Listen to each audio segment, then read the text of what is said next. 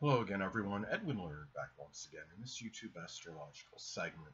I'm going to be talking about the transit Sun conjunct one's natal South Node. Now, we're talking about transits involving the Sun in astrology. It could be about our attention, our focus, our concentration of energy. And since we're talking about the contact to the South Node, this is a time where you might put a lot of that attention, the focus, the concentration of energy on your overdeveloped qualities. It could be your redundant qualities. If it's in Virgo, it could be hypochondriac tendencies. I don't know if hypochondriac is even, applies anymore, or it could be even germophobic tendencies. And I don't know if that's even the word that's used to describe it. You understand. I'm saying it could be an overly, health, obsession with some kind of health-related, something health-related, or constantly taking excessive health precautions on things. They're like Howie Mandel, when he grabs the paper towel on the bathroom door handle. Now, I don't think he has a South Node in Virgo, but I'm just using him like an example of what I'm talking about as far as overdeveloped qualities with the South Node in Virgo as an example. But it's also about really a focus on our past as well. It could be a person of our past. Maybe it's some experience that took place long ago, and it's something where we may kind of go back in time, maybe apply something from the past to the present time as an example. It could be a person that you knew that you might in past time might be rekindling, so to speak. You might rekindle your connection with this person. The South Node is also about what we're going away from. And since we're talking about the Sun, I mean, it's just anything where it could be, traits, characteristics associated with the Sun, even if that Sun in transit placement isn't the same as your actual Sun sign. I mean, it could be, if it's in Taurus, it could be going away from overly obstinate, stubborn qualities. Excuse me, people. And it's also what it is too. The South Node is also, I see that is affecting whatever it's contacting. It could often affect it to its detriment. So the thing about it is, some cases this could be about one's life.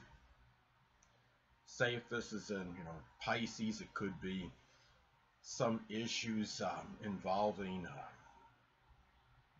focus on escapism, escapist tactics. It could be drugs, alcohol, isolation. This can be also too, looking at this, it's also the South Node again is about what we really the South Node is not all bad, because the South Node, as I stated before, it can be about overdeveloped and redundant qualities. But in a lot of cases, these could be abilities we naturally have. They could that we're really proficient in. Like, I have my South Node in Virgo in the 5th house. It could be analytical, intellectual, amusement, enjoyment, fun.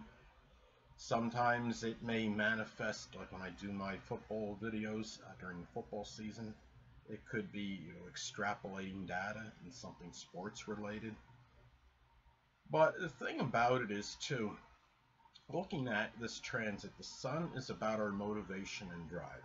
When we have this transit, one could be very motivated and driven to something they may naturally excel in. As I stated before, like in my example, it could be like the South Node in Virgo in the 5th house. When I have this transit, the Sun hitting it, that could be very analytical, intellectual, enjoyment, extrapolating something. It was sports. It could be just general analysis. That's fun, that I find very enjoyable. And a thing too about this as well, when you're looking at this, it could be, let's take another example. Let's say that this transit hits your South Node in Aquarius in your 6th house. That could be about really a focus on being very proficient in some kind of computer service, or maybe going back to it, because remember the South Node is about the past. Uh, Sometimes when you look at the South Node as well in astrology, it can be about what we're going away from. Now, sadly, and not to be overly morose or morbid, sometimes it can manifest in going away from one's life. Remember that the Sun is about life. The South Node is about what we're going away from. It doesn't necessarily mean death in all cases, but some cases it may simply mean a certain life that you had, that you're leaving, that you want to leave behind at this time. Say if this transit is in the zodiac sign Cancer, it can be a life connected with being excessively introverted, very strong focus on safety and security, all this protection. And of course, if you had that transit, the North Node, your opposite placement would be in Capricorn, and that would be more about the future, in business, career ambitions, etc., Capricorn related things. Now, when you're talking about transits involving the Sun, it can manifest in shining the light on things. This could shine the light, so to speak, on negative attributes of the South Node placement. Now, say if it's in Gemini, you might have it where Gemini in the 4th house as an example. It could be about, very superficial, connections with your family, maybe vicariously living through your family achievements, maybe someone you're close to home with. It could be scattered energy, overly scattered energy at the end or latter part of life.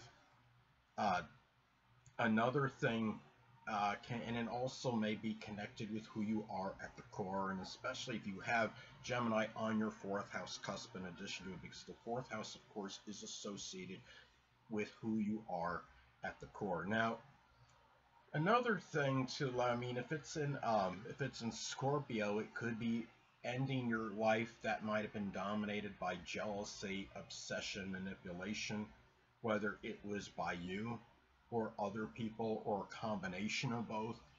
And remember too, the Sun is about our vitality and energy.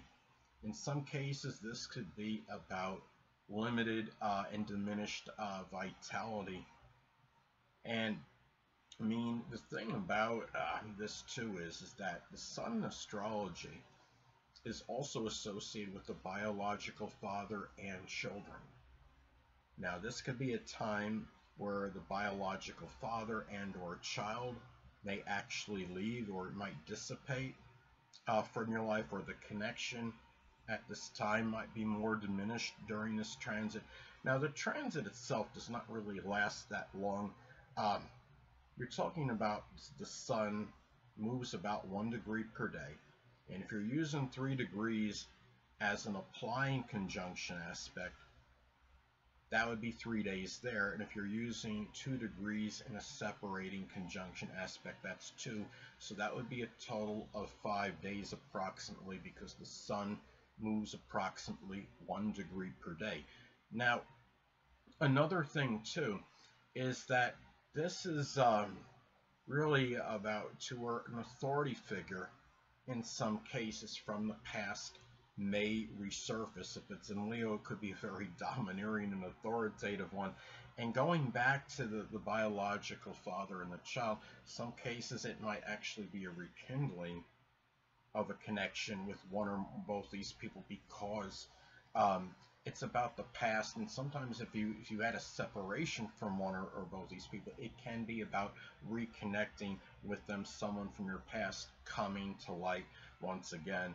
And another thing too is keep in mind that the Sun in astrology also rules the left or the right eye depending on gender, the heart, the upper back, and the spine.